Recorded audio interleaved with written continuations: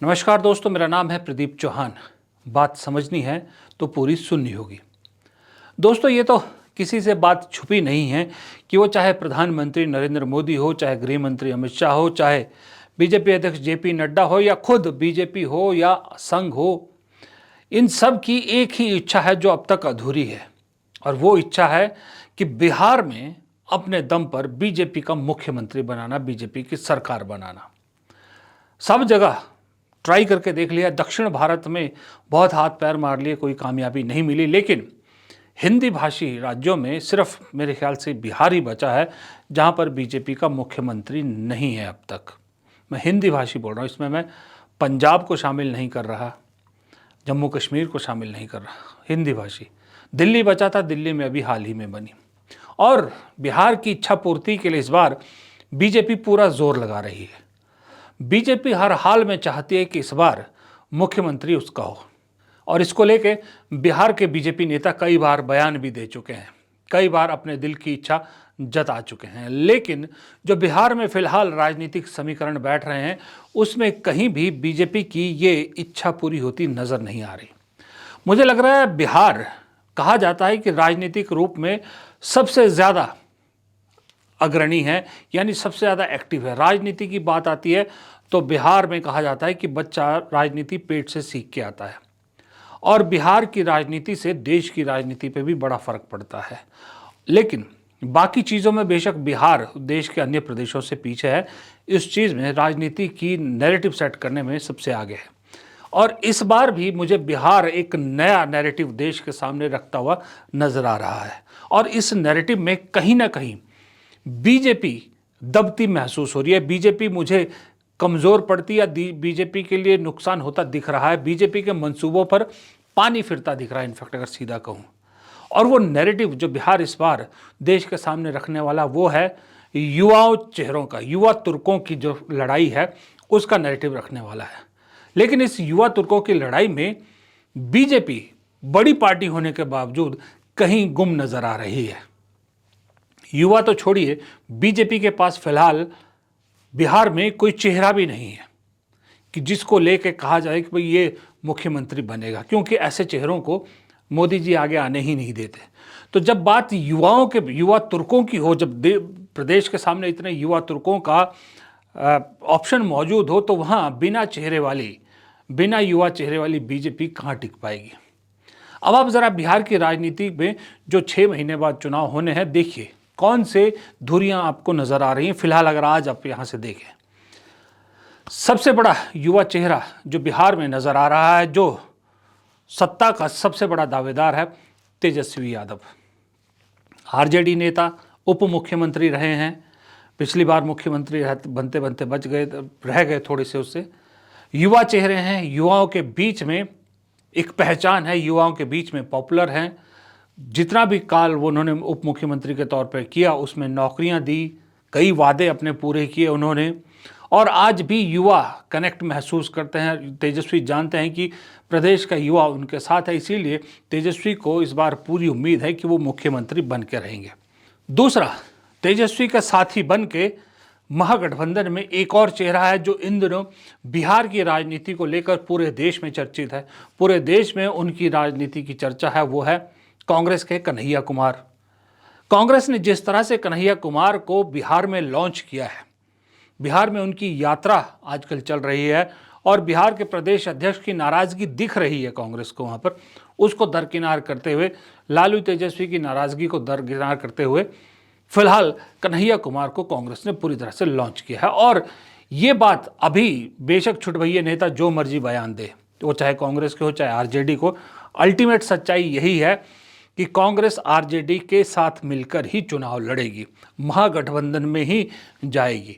तो ऐसे में होगा क्या, अल्टीमेटली अगर कांग्रेस आरजेडी की कुछ ज़्यादा पाथ क्रॉस नहीं करती, रास्ता क्रॉस नहीं करती है, तो आपको तेजस्वी यादव और कन्हैया कुमार एक साथ एक गठबंधन के लिए चुनाव लड़ते नजर आएंगे। यानी दो तेज तर्रार युवा चेहरे, दोनों अच्छे वक्ता, दोनों मास पुलर मतलब जो अपनी सभाओं में भीड़ खींचते हैं, जिनको लोग सुनते हैं और जिनसे युवा इन्फ्लुएंस होते हैं। छात्र राजनीति से निकले हुए कन्हैया कुमार, बिहार की माटी के भूमिहार कन्हैया कुमार और अपने पिता से विरासत में राजनीति के गुण सीखने वाले तेजस्वी यादव दोनों मिलके कमाल कर सकते हैं। इस बार कहा यह जा रहा है बिहार में कि ये दोनों चेहरे कमाल कर सकते हैं। और इन्हीं के साथ एक तीसरा और युवा चेहरा है, हालांकि उसका आप कह सकते हो कि उसका दायरा थोड़ा सीमित है इन दोनों के मुकाबले। तेजस्वी का सबसे बड़ा दायरा है, उससे छोटा दायरा फिर कन्हैया कुमार का, लेकिन तीसरे हैं मुकेश सहनी। जी हाँ, मुकेश सहनी भी फिलहाल तेजस्वी यादव के साथ और कांग्रेस के साथ खड़े नजर आ रहे हैं। वो भी युवा चेहरा हैं, दायरा बेशक सीमित है लेकिन चेहरा युवा है और इस वक्त बिहार की राजनीति युवाओं के हाथों में ही है, तो युवाओं को अपने साथ जोड़ने में मुकेश सहनी कामयाब होते हैं। तो ये तीन चेहरे आपको महागठबंधन में नजर आएंगे, तीन युवा तुर्क। महागठबंधन में कोई बुजुर्ग चेहरा आपको नजर नहीं आ रहा, तीनों युवा चेहरे। कांग्रेस के तो प्रभारी भी युवा चेहरे हैं, कृष्णा अल्लावरू। तो युवाओं की एक ब्रिगेड इस बार महागठबंधन उतारने वाला है चुनाव में। युवाओं की ब्रिगेड के बीच में जनता के मुद्दे सुन के जनता के मुद्दों का समाधान उनको बताना है बस, और महागठबंधन का खेल हो जाएगा। अब अगर आप इसी तरह दूसरी तरफ देखें जिनसे इन युवा तुर्कों का मुकाबला है, तो वहाँ भी एक और चेहरा है जो आजकल बिहार की राजनीति में सुर्खियां सबसे ज़्यादा बटोर रहा है कन्हैया कुमार की तरह, और वो है मुख्यमंत्री नीतीश कुमार के बेटे निशांत। कहा जाता है निशांत इन चुनाव में लॉन्च हो सकती है, उनकी राजनीतिक रूप में लॉन्चिंग हो सकती है, क्योंकि नीतीश कुमार को अब किसी और पे भरोसा नहीं रहा। नीतीश कुमार को ये डर सताने लगा है कि बीजेपी उनकी पार्टी को खत्म करने पर तुली है, इसलिए उन्होंने अपने बेटे को सक्रिय कर दिया। निशांत कुमार सक्रिय हो गए हैं। निशांत कुमार भी युवा चेहरा हैं। अगर वो अपने पिता की विरासत संभालने के लिए चुनावी मैदान में उतरते हैं तो जेडीयू के पास भी एक युवा चेहरा हो जाएगा। नीतीश के उत्तराधिकारी के रूप में निशांत कुमार सामने आएंगे। फिर इसी गठबंधन में एक और चेहरा है जो अपने पिता की राजनीतिक विरासत को संभाले हुए आगे ले जाने की कोशिश कर रहे हैं, वो है चिराग पासवान। चिराग पासवान भी युवा चेहरा है, दायरा बेशक सीमित है उनका भी, लेकिन उस सीमित दायरे में अपना एक जलवा रखते हैं। युवा चेहरे तो हैं ही हैं, निशांत चिराग हो गए, ये आप एनडीए समझ लीजिए, एनडीए के हिस्से में ये दो युवा चेहरे आते हैं। एक और युवा चेहरा है जो इन सब से अलग है, हालांकि वो काम किसके लिए कर रहे हैं वो बताने की ज़रूरत नहीं है, उस सबको मालूम है कि वो किसकी बी टीम के रूप में काम करते, लेकिन फिलहाल कहने को अलग है, और उनका नाम है प्रशांत किशोर। प्रशांत किशोर अपनी अलग खिचड़ी पकाने की कोशिश कर रहे हैं, लेकिन जाहिर सी बात है वो खुद युवा हैं तो उनका जो निशाना है वो भी युवाओं के बीच में, इसलिए वो छात्र आंदोलन के दौरान उनके बीच गए थे। हालांकि जो भी कंट्रोवर्सी हुई अलग बात है, लेकिन निशाना उनका भी युवाओं पर ही है। तो इस तरह से आप देखिए, तेजस्वी, कन्हैया, निशांत, चिराग और अपना मुकेश सहनी, प्रशांत किशोर, इतने ये छह चेहरे, छह युवा चेहरों की भीड़ है। ये आमने सामने की लड़ाई लड़ रहे हैं। ये 6 महीने बाद अपने अपने दमखम दिखाएंगे, चुनावी मैदान में बिगुल फूंकेंगे, लेकिन इस सब के बीच में जो फिलहाल राज्य में बड़ी पार्टी है और जो अपने आप को सबसे बड़ा दावेदार समझ रही है अगली बार सरकार बनाने का, बीजेपी, उसका कोई चेहरा नजर नहीं आ रहा। क्या बिहार में भी बीजेपी प्रधानमंत्री मोदी के नाम पर ही वोट मांगेगी? लेकिन वोट मांगेगी तो इन 6 युवाओं के बीच में क्या बिहार की जनता मोदी को चुनेगी? क्योंकि मोदी भी ऑलमोस्ट 75 के हो चुके हैं, वो डिक्लाइन है, उनकी उम्र अब रिटायरमेंट की तरफ जा रही है। क्या मोदी के नाम पे बिहार की जनता वोट देगी? खास करके युवा, वो युवा जो रोजगार के लिए मोदी से सवाल पूछ रहा है, नीतीश कुमार से सवाल पूछ रहा है, क्या वो युवा मोदी के नाम पे वोट देगा? और अगर बीजेपी मोदी के नाम पे वोट नहीं मांगेगी तो फिर किसके नाम पे मांगेगी? क्योंकि बिहार में बीजेपी के पास कोई चेहरा ही नहीं है।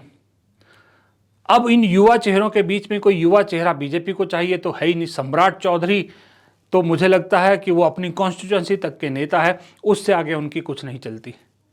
कोई बिहार में बीजेपी के पास ऐसा भी युवा चेहरा नहीं है जो कम से कम मुकेश सहनी या चिराग पासवान जितना तो दम रखता हो। इस लेवल का भी कोई बीजेपी के पास चेहरा नहीं है। ऐसे में मुझे लगता है कि इन युवा चेहरों के बीच में बीजेपी कहीं दम घुट के रह जाएगा बीजेपी का, और बीजेपी को ये चीज़ शायद समझ में आ गई है। बीजेपी समझ रही है कि अगर ये युवा तुर्कों की लड़ाई हुई तो उसमें कहीं ना कहीं बीजेपी पीछे रह जाएगी। अब हाथ पैर मारेगी, कुछ भी करेगी। वो बीजेपी का आपको पता है, वो इलेक्शन फंडे और इलेक्शन तरीके उनके अलग अलग हैं। वो लास्ट मोमेंट तक हर कोशिश करते हैं। लेकिन आज की डेट में इतना तय है कि बिहार के जो विधानसभा चुनाव अगले होंगे उसमें देश के लिए एक नया नैरेटिव सेट कर जाएगा बिहार। और वो नैरेटिव है कि अब वक्त युवाओं का है, अब वक्त युवा चेहरों का, अब वक्त नई पौध जनता के सामने रखने का है, अब वक्त नई पौध का अपने अपने राज्यों को और देश को लीड करने का है। ये नैरेटिव ज़रूर सेट होगा बिहार से। और अगर ये नैरेटिव सेट होता है तो फेसलेस यानी बिना चेहरे वाली बीजेपी कहीं ना कहीं पीछे छूट जाएगी और उसका वो सपना फिर से अधूरा रह जाएगा। फिलहाल इस वीडियो में इतना ही। पसंद आया वीडियो तो लाइक और शेयर कीजिएगा, कमेंट बॉक्स में अपनी राय दीजिएगा। मुझे दीजिए इजाज़त। नमस्कार।